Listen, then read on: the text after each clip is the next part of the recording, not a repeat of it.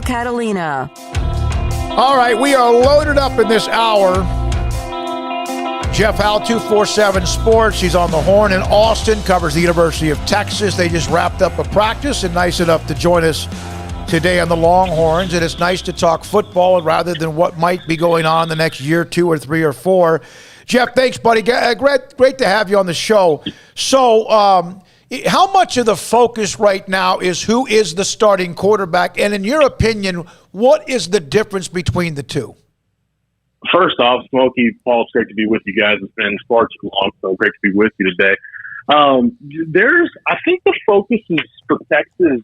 It's really starting to get more quarterback-centric than it has been, mainly because, we had an open practice last night. We've had several open practice, windows where we've gotten to see a little bit. I don't know who's got the edge in this battle right now. And this is also coming off intel from the first scrimmage. So it's too close to call, but, following the breadcrumbs this week, Smokey, and just kind of seeing what I've seen and hearing what I hear, I'm starting to get the feeling Steve Sarkisian might just go to Hudson Card, the redshirt freshman. And I think there's a couple of reasons why. I think number one, when you look at the way I think this Texas team, the way it's coming together, the way I think it's going to be constructed, especially early, I think they're going to lean on defense, field position, run game with that stable of running backs. But if that's your style of play, at least early, you probably want the guy who's better at protecting the football. And that's been maybe Casey Thompson's biggest issue in camp has been the turnover problem. I think, too, when you look at this offense, it's got a lot of upside. And we don't know if Steve Sarkisian is going to view it this way. But if he does view it through the prism of, hey, this offense is going to maybe get better week to week and at some point mid-season hit a trajectory and has a chance to be pretty good by the end of the year, do you just go with the young kid and write it out? And now if everything clicks, boom, you've got your quarterback for the foreseeable future. So Hudson Card's gotten the bulk of the reps with the ones. He got all of them on Monday is what we were told. He got a lot of them on Tuesday that we were able to see and took the majority of them last night in an open practice inside the stadium. So it's still too close to call. I think it's still going to be settled largely based on what happens in their second scrimmage on Saturday. But, if you backed me into the corner and said, which guy do you feel right now is going to win the job, I would lean toward picking Hudson Card. What are reasonable expectations for Texas this year? Paul, how long have you been around this fan base? I'm not talk about reasonable. I know. I get it. I get it. There's not, we were talking with a North Carolina, Greg Barnes, that covers North Carolina earlier, and I mentioned the worst thing that Mac Brown did was give the fans a drug that it's hard to get, but you can get it, and that was winning the national title. I get it. There's unreasonable expectations, but reasonably, they had 7 wins last year. This was not a bad team last year with right. Tom Herman. Tom Herman was not a fit anymore. So there are good things to think of there, but there's a lot of change that has to go on to get them to where they're not 7-3 by the skin of their teeth either. Yeah, for me, Paul, I think if this team is 8-4 going into a bowl game, I think then that's a pretty good year. I know that's not what a lot of Texas fans want to hear, but you look at the first 2 games on the schedule. This is it's a challenging non-conference schedule for Texas. I mean, you open up at home. The Louisiana game is a game you should win, and I think Texas probably will win.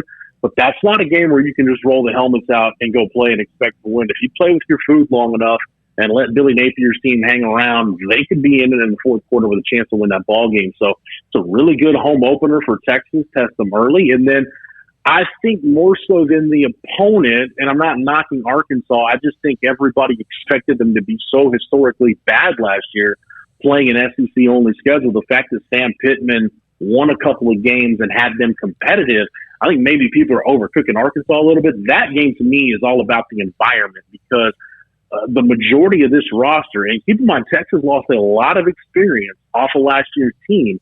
They're going to go into an environment on September 11th in Fayetteville that unless you were on the team in 2019 and played in the Oklahoma game, you haven't been in an environment at this level that is anywhere remotely close to what you're going to get in Fayetteville. So if Texas comes out of those first 2 games, Paul, and if they're 1-1, that's probably not what the fan base wants, but I think depending on what it looks like, you could say, okay, they could still be an 8-win team in the regular season. If they're 2-0 and they've got confidence coming out of those two games, and obviously you figure Rice is a win. They're 3-0 going into conference play. Then at that point, you only need to have a winning record in conference to get to 8, and then maybe you're thinking, okay, can they get on a roll and win 9? But to me, if you're saying where is kind of the floor for this team, I think the floor is 7-5. I think 8 is probably where I'm leaning right now. And if things break a certain way, I think they can get to 9 going into bowl season. Does the game with Louisiana kind of remind you of the opening games with Maryland? A little bit, Smokey, but it doesn't remind me of it from this standpoint. I think that Tom Herman staff in both games, and this started from the top down, there was a very arrogant approach to those Maryland games, where I think the offseason for that staff, both of those years, was so focused on that blockbuster game with USC that I think a lot of the Maryland stuff was taken for granted. And I think especially in the first game it showed, and even in the second game to an extent it showed. I know that Steve Sarkisian, because he and Billy Napier worked together for one season at Alabama. Billy Napier was an assistant coach for Nick Saban, and Sark was an analyst in 2016. So Sark has been in the meeting room with Billy Napier. He knows what he's all about. There's a great deal of respect there. And I think the fact that Louisiana, it's a ranked opponent, I think Texas has had here all offseason. They only lose one starter off of a team that won 10 games last year. They went to Ames and beat Iowa State. So there's a lot of reasons, Smokey, why Texas should not overlook that game. And that, to me, is going to be a really big tell of where the culture is. Because under Tom Herman, Texas got the reputation of a team that plays up and down to their competition. Yes, they can go, hang with the USC when they're a double-digit underdog, and they can go beat Georgia in a bowl game, and they can go beat Oklahoma in the regular season, but they'll lose to Maryland twice. They'll lose a game in the regular season to Texas Tech they had no business losing. You look at the TCU game last year, it was just so up and down. That, to me, if Texas can go win that ball game, and depending on how it looks, I think that can give Texas fans and everybody really a really good indicator of has Steve Sarkisian changed that culture from playing up and down to your opponent to now you're starting to play to a standard. Who does Bijan Robinson remind you of any former Texas running back? This is going to sound really weird, Smokey, but the guy, when I watch him, and I watched him a little bit in high school, got to see him in person when he was at the All-American Bowl down in San Antonio, he reminds me of Cedric Benson from this standpoint. Very few times, this is going back to the clips you saw at Midland Lee and watching Cedric's whole career at Texas, very few guys just had great feet the way Cedric Benson had. I've seen very few running backs that were as good at reading a block and being able to make a jump cut and cut it up the field like Cedric Benson can. Bijan Robinson, his feet, his balance remind me a lot of Cedric Benson. Does he have that ability when he makes contact with a defender to run through contact and extend the play? He showed a little bit of that late in the year last year, but we haven't seen the full sample size. So from that standpoint, the footwork, just the natural running ability, the balance reminds me a lot of Cedric Benson. The difference between the two, obviously, Cedric is a great red zone goal line runner, great short yardage guy, and I'm not saying Bijan Robinson's not that guy, can't be that guy, but the difference is Bijan's got that home run ability, whereas Cedric Benson wasn't going to break off a lot of 40, 50-plus yard runs. We've seen Bijan Robinson take it to the house for 50, 60 yards out. So that would be the difference between the two, but from a footwork standpoint, a natural running of the ball standpoint, it reminds me a lot of Cedric Benson. Well, the good news is he's got a coach that may give him the ball. Yeah, and you know what's weird about that, Smokey? If Tom Herman did give Bijan Robinson the ball more, he might still be the head coach at Texas. I'll say this though, that offense this year at Texas, it's not. Bijan Robinson will be the focal point of that offense, but the identity is really going to be wrapped up in the running backs. I mean, Roschon Johnson, for what I think this staff is going to ask him to do to be, the backup running back and be a guy that when they do some two-back stuff can function like a fullback and block and allow them to present some different looks. And then Keelan Robinson, the Alabama transfer, the more I hear from Alabama people since Keelan Robinson got to Texas was, hey, you guys are really underselling this guy.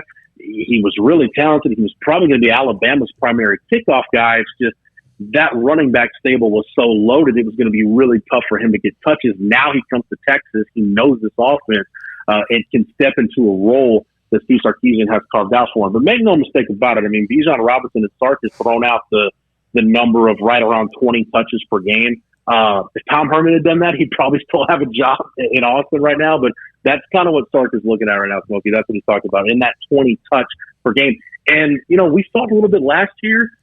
He's a really good receiver. I mean, I really think if you put him at the slot receiver position, he could be serviceable or better. And with as much screen game, as much quick game that's in this offense, you'll see him heavily featured in the passing game. I mean, not that he's going to do what Najee Harris did at Alabama last year, but Najee Harris, yes, he had 200-plus carries. He also caught 40 balls last year in an offense where Devontae Smith and John Minchie are gobbling up a lot of catches. So, expect him to not just get handoffs, but he's going to be heavily involved in their passing game. Jeff, do they have the person? I mean, I think part of the problem we mentioned about, Tom Herman was not giving his running backs the ball, no matter if it was Bijan Robinson or anybody else. But does Steve Sarkisian step into an offense that has personnel that can run his system? Because Tom Herman didn't really have a system for his playmakers. He had a system for the quarterback and everyone else. Yeah, that remains to be seen in some areas, Paul. I think what he wants to do, what Sark wants to do in terms of being an offense, and we met with Jeff Banks, the tight ends coach, yesterday, and I've been trying to find the numbers, and Jeff Banks estimated that at Alabama, they were probably 30 to 40% two tight ends last year, mostly 12 personnel with one running back and two tight ends. And they've got two tight ends. I mean, it's not like they're going to be Bo Scaife and David Thomas playing together like Texas had in 2004, but I mean, at least I think the baseline for what you're going to get out of Cade Brewer and Jared Wiley on a day-by-day, game-by-game, play-by-play basis is there. And I do think Jared Wiley has a significantly higher ceiling than Cade Brewer, but they want to do some two tight end stuff. They can do that. They want to be able to really utilize the running backs, and they've got the personnel to do that. My question is, do they have enough bodies at wide receiver to do some of the passing game stuff that Sark wants to do, which he doesn't like stop routes. He doesn't like really intermediate routes. He wants either guys catching it on screens in the quick game, or it's RPOs and play action shots down the field. He wants to have his wide receivers catch the ball on the move. Yards after catch is a really, really important part of his offense. Joshua Moore has shown he can be that guy. Jordan Whittington has shown he can be that guy, but those guys both have pretty extensive injury histories at this point. And your number 3 receiver right now is probably Xavier Worthy, the true freshman. Kelvonte Dixon's the guy out of Carthage that they really like a lot, but he's been dealing with an ankle injury in camp lately.